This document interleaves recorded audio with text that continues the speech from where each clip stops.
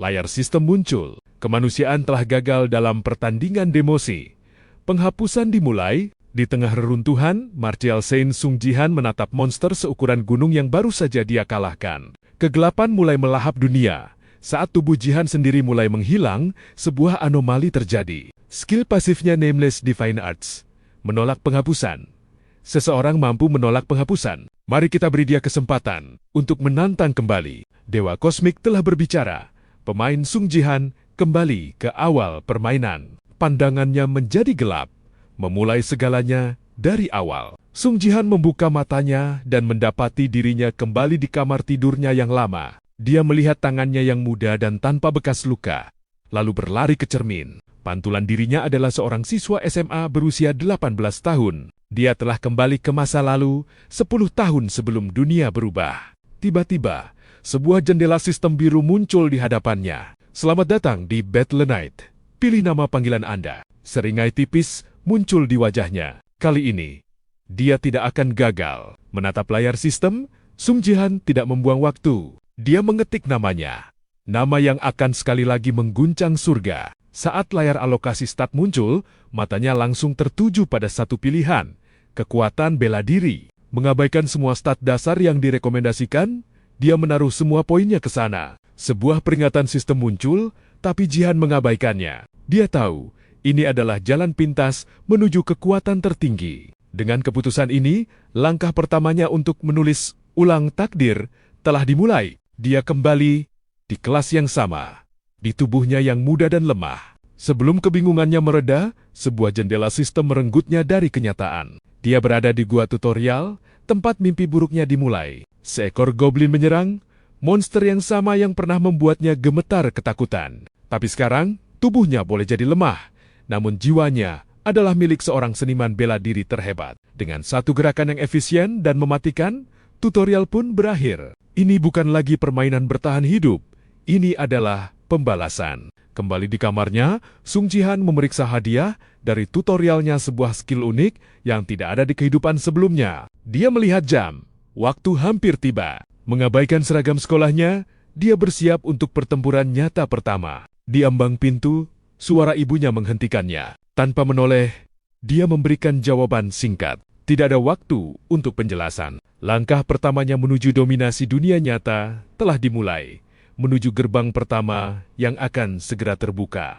Jihan menunggu dengan sabar di stasiun yang ramai. Di sekelilingnya, kehidupan berjalan normal. Dia bahkan mendengar seorang pemuda sombong membual tentang menjadi pemain. Tepat seperti yang diingatnya.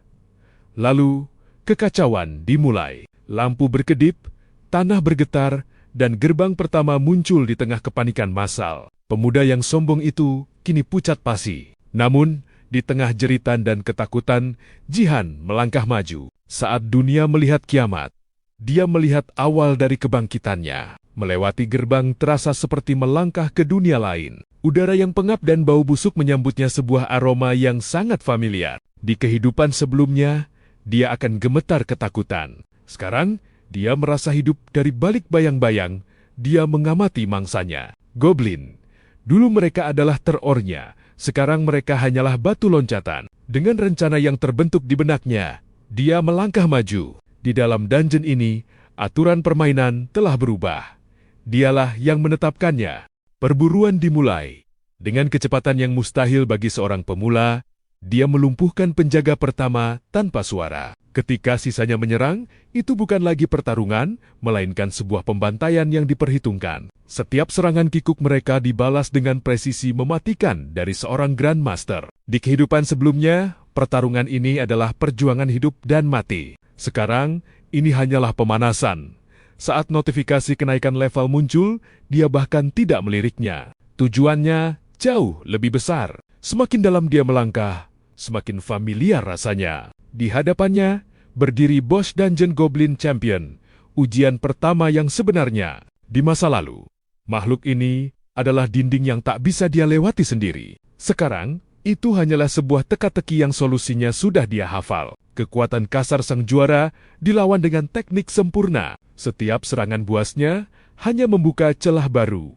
Setiap aumannya adalah lagu pengantar kematiannya sendiri. Dalam tarian mematikan ini, hanya ada satu pemenang. Dengan satu pukulan terakhir yang diperhitungkan, sang juara pun tumbang. Bos Dugyeon dikalahkan dan hadiahnya menanti. Bukan emas atau permata, tapi sebuah belati sederhana. Bagi orang lain, itu adalah sampah. Bagi Jihan, itu adalah kunci. Kekuatan bela dirinya membangkitkan potensi tersembunyi senjata itu, mengubahnya menjadi artefak legendaris. Saat dia melangkah keluar dari gerbang, dunia menyambutnya dengan keterkejutan. Seorang anak SMA seorang diri? Mustahil. Tapi di tengah badai kekaguman dan ketidakpercayaan, Jihan tetap tidak terpengaruh. Ini bukan akhir, ini bahkan bukan awal. Ketenaran dan kekacauan dunia luar tidak berarti apa-apa. Dengan mudah dia menghilang dari pandangan mereka, kembali ke satu-satunya tempat yang penting, rumah. Di balik pintu itu, sambutan hangat keluarganya adalah pengingat menyakitkan tentang apa yang dipertaruhkan. Dia melihat ibunya yang sakit, sebuah kegagalan dari masa lalunya yang tidak akan dia ulangi. Malam itu, tujuannya menjadi sebening kristal. Kekuatan bukanlah tujuan akhir, melainkan alat untuk menentang takdir dan merebut kembali kehidupan yang telah direnggut darinya. Dunia mencarinya, tapi Jihan tidak peduli dengan ketenaran. Ketika panggilan yang tak terhindarkan dari asosiasi Hunter datang, dia sudah siap. Mereka datang untuk merekrut seorang prajurit, tapi mereka menemukan seorang raja. Dia tidak meminta izin atau mengikuti prosedur mereka. Dia mendikte syarat dengan meminta akses ke informasi yang seharusnya tidak dia ketahui keberadaannya. Dia telah menanam benih keraguan dan rasa ingin tahu. Permainan telah bergeser dari dungeon ke ruang rapat, dan bahkan di sana dia sudah 3 langkah. Di depan, riak yang disebabkan oleh satu orang telah mencapai pusat kekuatan. Di ruang rapat tertinggi Asosiasi Hunter, nama Sung Jihan menjadi sebuah anomali. Bukan karena kekuatannya, tapi karena pengetahuannya. Permintaannya yang aneh mengubah keraguan menjadi kecurigaan. Orang biasa menginginkan ketenaran atau kekayaan, tapi dia menginginkan informasi yang terlupakan. Tanpa menyadarinya, Jihan telah memaksa tangan para penguasa dunia Hunter. Mereka memberinya kunci. Tetapi pada saat yang sama, mereka juga menempatkan belenggu tak terlihat di sekelilingnya. Perburuan baru telah dimulai, dan kali ini Jihan adalah yang diburu. Kunci telah diberikan, dan pintu menuju gudang pengetahuan masa lalu pun terbuka. Bagi asosiasi, itu adalah tumpukan sampah digital, data tak berguna dari item yang terlupakan. Bagi Sung Jihan, itu adalah peta harta karun. Di antara ribuan kebisingan, dia menemukan bisikan yang dia cari petunjuk menuju kekuatan berikutnya, sementara para pengamatnya mencoba memahami tindakannya yang kacau. Sung Jihan sudah menetapkan tujuannya dengan presisi seorang pemangsa. Mereka memberinya akses, berpikir mereka bisa mengendalikannya. Mereka salah, mereka baru saja memberinya senjata. Langkah selanjutnya telah dimulai. Dungeon peringkat D. Sebuah tantangan bagi tim pemburu berpengalaman, hanyalah sebuah jalan pintas bagi Jihan. Dia bergerak bukan sebagai penjelajah, tetapi sebagai seorang kolektor. Setiap belokan, setiap serangan dihitung dengan presisi yang menakutkan. Dia mengabaikan harta karun biasa yang diperebutkan orang lain. Matanya tertuju pada hadiah yang sebenarnya hadiah yang tersembunyi dari dunia. Di balik dinding yang tampak kokoh, dia mengambil apa yang menjadi miliknya. Bagi para pengamatnya, ini adalah keajaiban. Bagi Jihan, ini hanyalah langkah lain dalam sebuah rencana yang telah dia tulis bertahun-tahun yang lalu. Gema dari satu tindakan kecil di dalam dungeon yang terlupakan, kini mengguncang fondasi Asosiasi Hunter. Pengetahuan Sung Jihan bukanlah lagi sebuah anomali. Itu adalah sebuah keajaiban yang menakutkan. Di hadapan kematahuan yang tidak dapat dijelaskan ini, Ketua Go Gunpyo, seorang pria yang memegang dunia di tangannya, membuat satu-satunya keputusan yang masuk akal, mundur. Dia menyadari bahwa mereka tidak sedang berhadapan dengan seorang jenius atau bahkan seorang regresor. Mereka berhadapan dengan seseorang yang bermain dengan aturan yang sama sekali berbeda. Seseorang yang melihat nilai dalam apa yang dunia buang. Dan sementara mereka mundur dalam kebingungan, Jihan mengambil langkah berikutnya dalam rencananya yang agung. Dia tidak hanya mengumpulkan artefak, dia sedang menempa kembali takdirnya. Satu demi satu potongan sampah yang terlupakan, mengubah senjata biasa menjadi instrumen kekuatan ilahi. Permainan telah naik ke level yang bahkan para pengamatnya tidak tahu keberadaannya. Transformasi telah selesai. Apa yang dunia anggap sebagai sampah telah menjadi katalisator kekuatan, mengubah senjata seorang pemula menjadi alat pembunuh yang presisi. Setiap keberhasilan, Jihan hanya memperkuat keyakinannya pada jalan yang telah ia pilih, jalan yang dibangun dari pengetahuan masa depan. Namun, dunia ini tidak kosong. Sumber daya adalah kekuatan, dan kekuatan selalu memiliki penjaga. Dengan mengincar target berikutnya, Jihan tidak lagi hanya melawan monster yang terlupakan di dalam dungeon. Dia kini berada di jalur tabrakan dengan keserakahan manusia. Dengan sistem guild yang telah membagi-bagi dunia untuk keuntungan mereka sendiri, dia tahu bahwa untuk membangun kembali masa depan, pertama-tama dia harus menghancurkan fondasi masa kini. Perburuan dayam-dayam Nia telah berakhir, perang terbuka akan segera dimulai. Dunia ini memiliki aturan, dan aturan pertama adalah apa yang kuat, itu yang berkuasa. Dungeon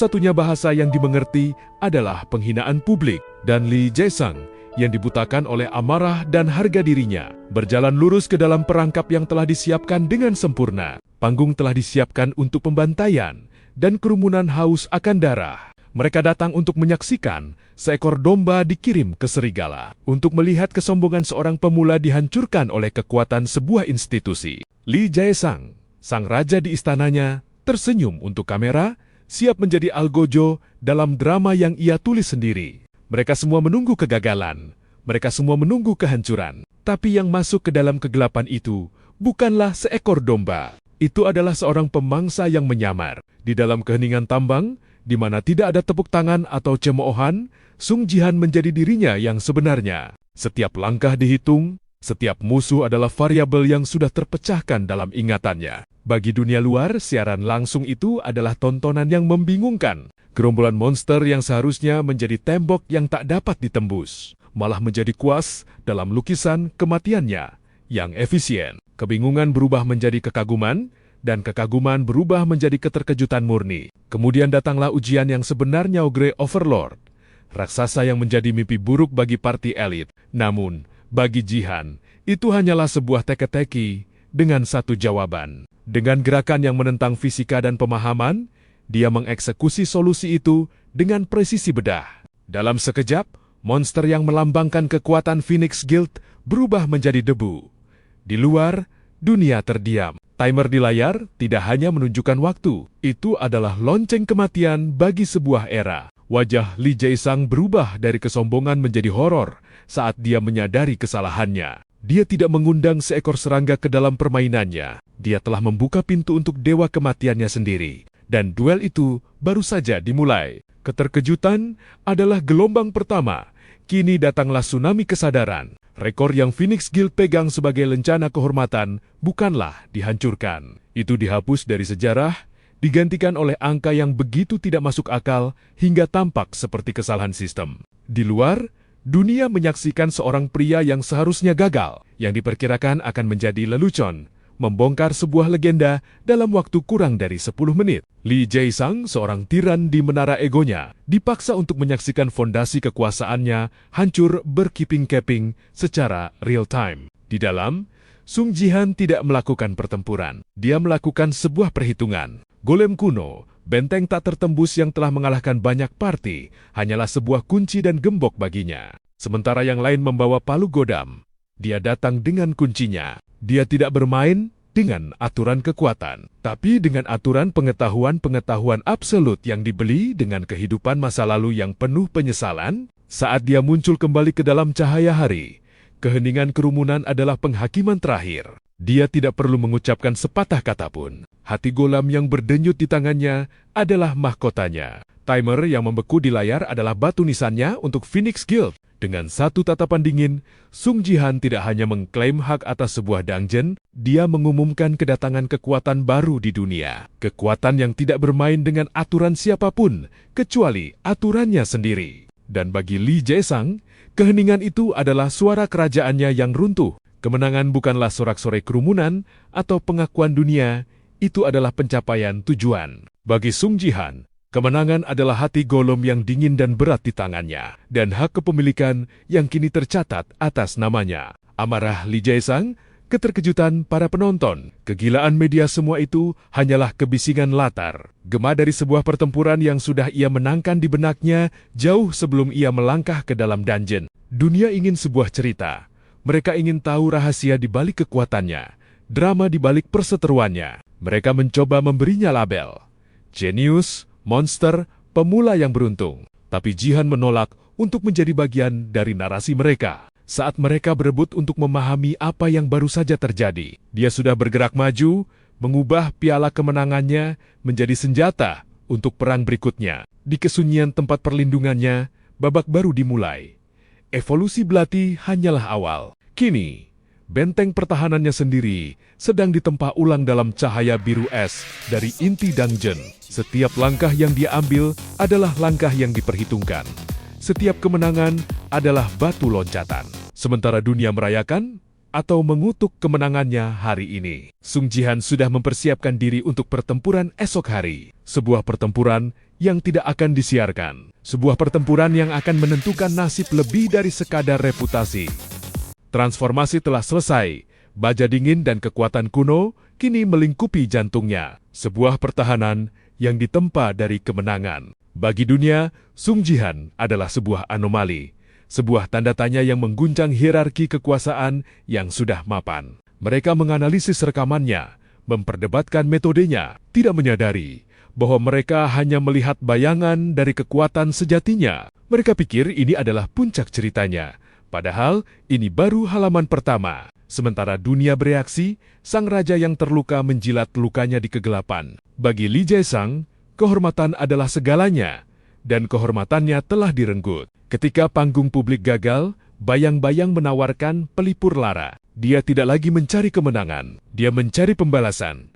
Sebuah pembalasan berdarah yang akan mengubur masalahnya di bawah ton batuan. Tapi dia mengirim hantu untuk memburu dewa kematian. Saat Sung Jihan berdiri di ambang wilayah barunya, dia tidak mencium aroma kemenangan. Dia mencium aroma familiar dari pengkhianatan dan jebakan. Untuk setiap langkah yang direncanakan musuhnya, Jihan sudah 10 langkah di depan. Dia tidak masuk ke dalam perangkap. Dia melangkah ke dalam arena berikutnya dengan sengaja. Karena di dalam tambang yang gelap itu, dia tidak hanya akan menambang biji besi. Dia akan menambang keputusasaan dari mereka yang cukup bodoh untuk memburunya. Seorang assassin hidup dan mati dalam satu momen-momen serangan kejutan, eksekusi yang sempurna. Dia adalah hantu di dalam kegelapan, pembawa kematian yang sunyi. Jebakannya telah disiapkan dengan keahlian seorang master.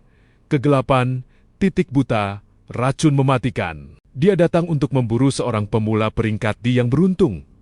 Tapi dia salah besar. Dia datang untuk memburu monster yang berpura-pura menjadi manusia. Setiap gerakan yang dianggapnya sebagai keuntungan kegelapan, kecepatan, racun sudah diperhitungkan oleh Jihan. Aegis inti beku bukanlah sekadar pelindung. Itu adalah umpan. Serangan pertama yang seharusnya menjadi akhir, justru menjadi awal dari kehancuran sang assassin. Kekuatan es tidak hanya menetralkan racunnya, tetapi juga merampas senjatanya yang paling berharga, kecepatannya. Di dalam asap yang membutakan, assassin itu pikir dia telah mendapatkan kembali kendali. Tapi dia hanya menari dalam kegelapan yang diciptakan oleh Jihan. Setiap lemparan, setiap gerakan telah diprediksi dengan akurasi yang menakutkan. Ini bukanlah pertarungan, ini adalah pembongkaran. Jihan tidak melawan seorang pembunuh. Dia membongkar sebuah mekanisme.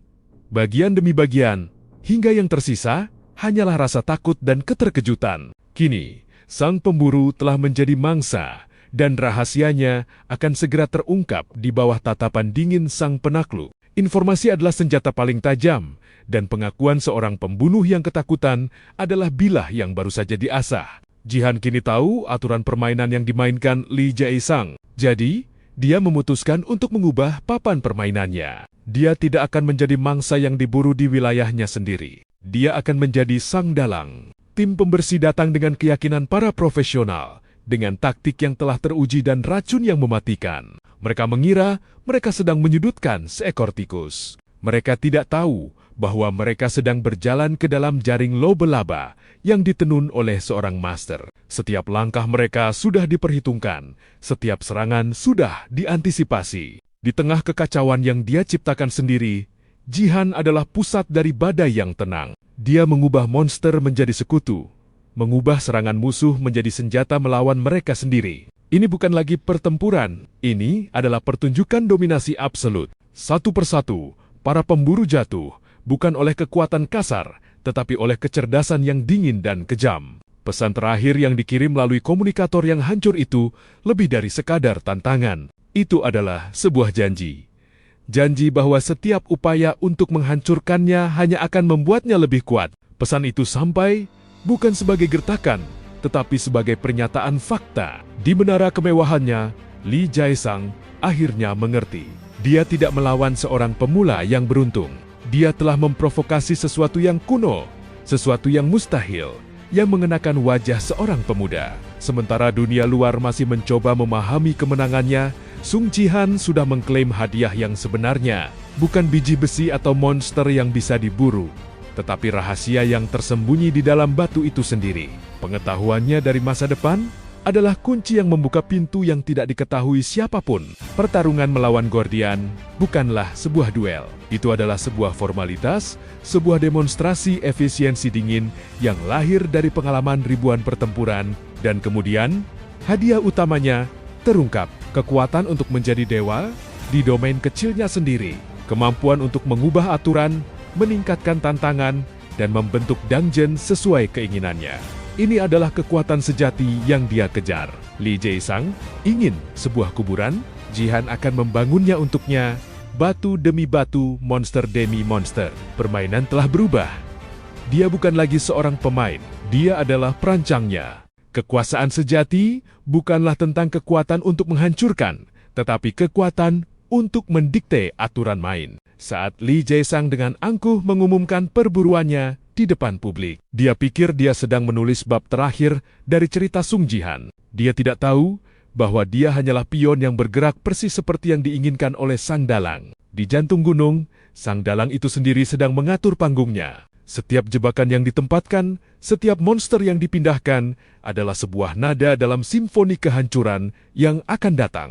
Pengetahuan Jihan tentang masa depan mengubahnya dari seorang peserta menjadi seorang komposer. Dia tidak hanya tahu cara memenangkan permainan, dia tahu cara membangunnya dari awal. Tim serbu elit datang dengan kesombongan dan baju zirah yang berkilauan, mengharapkan kemenangan yang mudah untuk memulihkan kehormatan guild mereka. Mereka melangkah ke dalam tambang, tetapi mereka tidak memasuki dungeon peringkat C.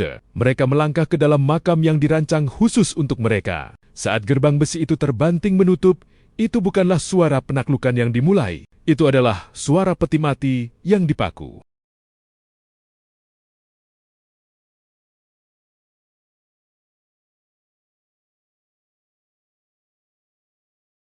Gerbang yang tertutup bukanlah awal dari sebuah penaklukan, melainkan akhir dari sebuah kepastian.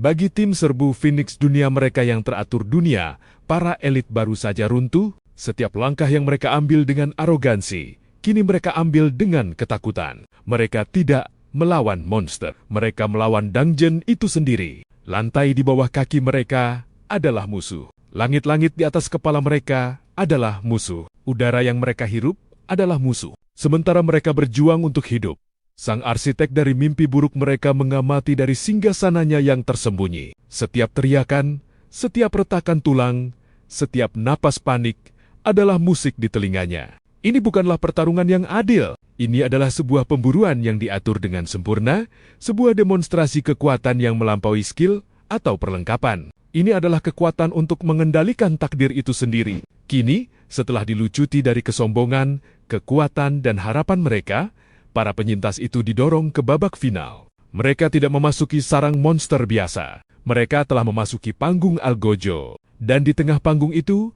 Mahakarya Sang Dalang telah menunggu, lapar akan darah, dan siap untuk memberikan pertunjukan penutup yang tak akan pernah bisa mereka ceritakan. Harapan adalah hal pertama yang mati di dalam tambang itu, diikuti dengan cepat oleh para hunter elit yang pernah memilikinya. Pertarungan melawan gerombolan. Cobalt adalah pelajaran brutal tentang betapa cepatnya status elit bisa menjadi makanan ternak. Setiap teriakan yang bergema di gua adalah bukti dari kesalahan perhitungan fatal Li Jaesang. Di puncak keputusasaan mereka, ketika sang raja monster berdiri sebagai hakim dan algojo, keselamatan tidak datang. Yang datang justru sesuatu yang jauh lebih menakutkan, kebenaran. Sung Jihan muncul bukan sebagai kavaleri, tetapi sebagai malaikat maut itu sendiri, yang datang untuk mengklaim hasil panennya. Satu gerakan, satu serangan, satu momen keheningan yang memekakkan telinga, di mana seluruh tim elit gagal total. Jihan berhasil dengan efisiensi yang dingin dan brutal. Kematian Raja Cobalt bukanlah sebuah kemenangan bagi para penyintas. Itu adalah demonstrasi kekuatan yang menghancurkan jiwa. Mereka datang untuk memburu seorang pemula, tetapi mereka akhirnya menemukan dewa perang yang sedang menyamar. Dan kini, mereka berada dalam belas kasihannya yang dingin. Dalam keheningan setelah badai, kebenaran yang paling mengerikan terungkap. Kemenangan tidak dirayakan dengan sorak-sorai, tetapi dengan tatapan dingin dari sang pemenang. Bagi para penyintas Phoenix, setiap detik di hadapan Sung Jihan adalah siksaan yang lebih buruk daripada kematian. Dia tidak hanya mengalahkan mereka, dia telah melucuti identitas mereka sebagai hunter elit. Belas kasihan yang dia tawarkan adalah bentuk kekejaman tertinggi. Bukan kebebasan yang diberikan, melainkan sebuah tugas. Mereka dibiarkan hidup bukan karena kebaikan, tetapi untuk menjadi saksi hidup, untuk menyebarkan Injil tentang dewa baru yang telah bangkit di dalam dungeon Puring Katse yang terlupakan. Setiap langkah mereka keluar dari kegelapan adalah langkah menuju penghinaan publik. Pesan itu jelas dan kini memiliki pembawa pesan yang paling kredibel. Ini bukan lagi tentang perebutan dungeon. Ini adalah deklarasi perang pribadi yang dikirim langsung ke jantung Phoenix Guild. Saat para pahlawan yang kalah itu kembali ke dunia, sang raja sejati tetap berada di kerajaannya, merencanakan langkah selanjutnya. Akankah Li Jaesang jatuh ke dalam perangkap berikutnya? Dukung channel ini dengan menekan tombol like dan subscribe agar Anda tidak ketinggalan kelanjutannya.